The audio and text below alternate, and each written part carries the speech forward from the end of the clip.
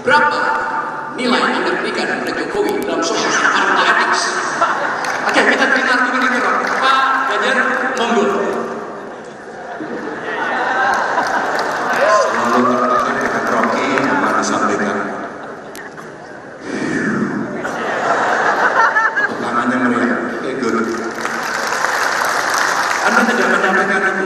Iya, tidak ada kemarin permintaan, maka saya bilang sama cerita apa? Boleh nggak yang bisa membantu saya soal ekonomi dan ekonomi hijau? Tapi jangan tanya data lagi. Saya sampaikan data itu ada selera. Pak Ganjar ngomongnya gede banget, nggak ada datanya. Oh, ini orang suka data.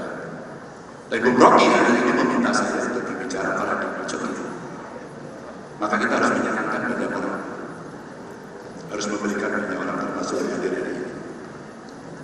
Pak Ganjar setuju nggak? Setuju. Lanjut. Apa yang mesti kita lakukan kita itu? Saya tanya plan.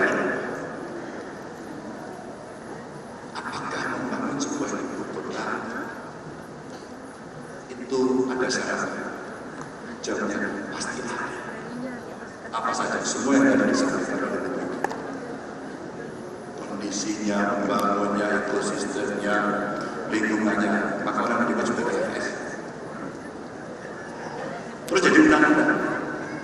Maka siapapun yang disumpah di situ akan melaksanakan undang-undang. Kalau nggak salah begitu.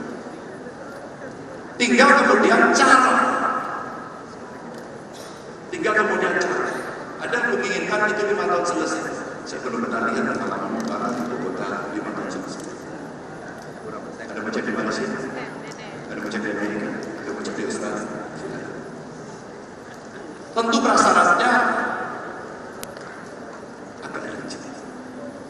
Dan itulah sebenarnya ketentuan teknis yang mesti dilihat. Ya di COP besok saat kami ketemu kemarin dengan beberapa orang. Di COP besok itu juru takdir. Apakah itu protokol harus dibentukkan ditaati atau tidak? Apakah pengurangan emisi akan dilakukan atau tidak? Maka suka tidak suka kami kemudian menghitung. Kalau kemudian kita memenuhi itu semua dan kita akan lebih cepat agar tidak terjadi global warming, apa yang dilakukan? Transisi energi di sini. Boleh ditampilkan? Ya, mohon dibantu Mas, materi slide-nya Mas Ganjar untuk ditampilkan di sini. Kita coba menghitung, lagi-lagi angka yang tidak suka saya minta maaf. Ini pernah kita alami. Ini contoh saja. Kalau kita mau melakukan transisi energi, kita membuat satu model. Saya undang ahli, karena saya tidak punya kemampuan untuk mengarang ini. Saya undang mereka. Model capaian persentase energi baru terbarukan. PLN juga membuat analisis. Ada air, geothermal, matahari, angin, yang kemudian orang mengatakan itu lebih hijau, lebih gelap. Makanya, ini pertanyaan kita besar dan kan Anda masih pakai coal sekarang untuk energi angin. Maka Anda akan berubah, so pasti. Kita sudah sepakat. Tapi kami tidak bisa diganti-ganti seperti maunya orang lain. Karena kami punya itu. Maka teknologinya kami kasih cara. Oh, kita kerjasama. Ada salah satu proyek umpama yang lebih cepat. Ada itu coba untuk mengerjakan. Ada teknologi namanya neutral supercritical. Tapi apakah akan terus-menerus? Tentu ketika kesepakatan lingkungan yang lebih baik, kita komitmen bersama-sama. Oh, ekspor kita terkait dengan batu bara juga berubah. Anda juga menggunakan. Maka kita mencegah dan menggunakan. Selebihnya kemudian kita hitung. Kalau kita menggunakan teknologi yang ada, menggunakan sumber daya energi yang ada, kita mesti memperbaiki, mencegah, mengurangi kerusakan lingkungan. Kita itu kira-kira nilainya 1.317 triliun. Kemudian saya ambil datanya Kemenkes, ternyata akibat polusi 17,8 triliun. Maaf sekali bisa carikan untuk lebih mempermudah visual Bapak Ibu agar kita bisa paham soal itu. Mari kita lihat dengan angka segitu kita mau nekat di sana atau kita mau bergeser ke sana. Ketika kita mau bergeser ke sana adalah kita bersenario bagaimana transisi ini dilakukan. Tapi kita mesti meyakinkan masyarakat perlindungan dari masyarakat. Tanpa itu kita hitung.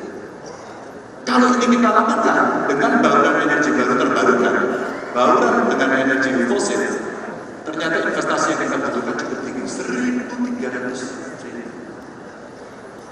Kita kerjakan sendiri, bisa. Research and development, kami ketemu para peneliti, mereka segaja. Penelitian kami banyak yang bisa dipakai. Bongkar dengan perpustakaan kasih. Kita betul-betul ingin melakukan sebuah keseriusan perbaikan ini. Maka dari situ kemudian kita memunculkan bahwa 1.300 triliun transisi energi kita bisa kita siapkan rencananya dengan baik.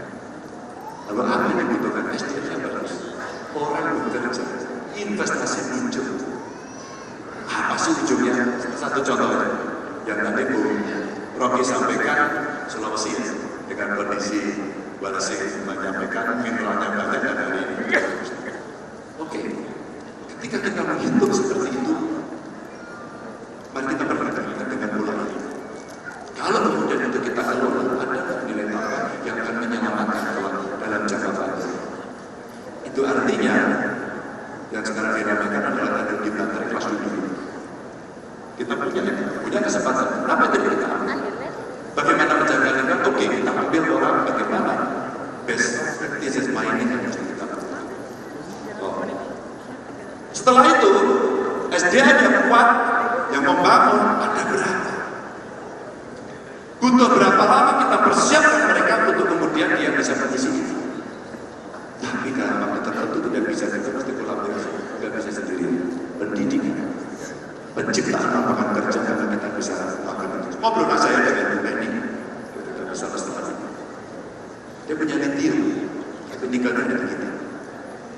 Kalau dalam konteks politik luar negeri untuk kepentingan nasional kita, secara bebas memilih, bebas berteman untuk kepentingan nasional. Maka salah satu contoh kerjasama saja dalam konteks energi baru terbarukan, salah satunya adalah kesehatan. Kita siapkan itu semuanya, maka kita hidup dan kita menciptakan lapangan kerja yang lebih banyak tadi disampaikan. Semua coba kita atur untuk job creation. Potensi lapangan kerja yang akan terserap menjadi 3,7 juta. Mari kita siapkan rencana dengan baik dan itu butuh masukan. Dan itu artinya butuh skill set. Karena ini lebih detail dan tadi dia bisa detail. Ya, mereka yang mengerti teknologi lingkungan, teknologi pangan, data scientist, mereka yang bisa mengolah material yang ada. Ini sesuatu yang bagus. Itu.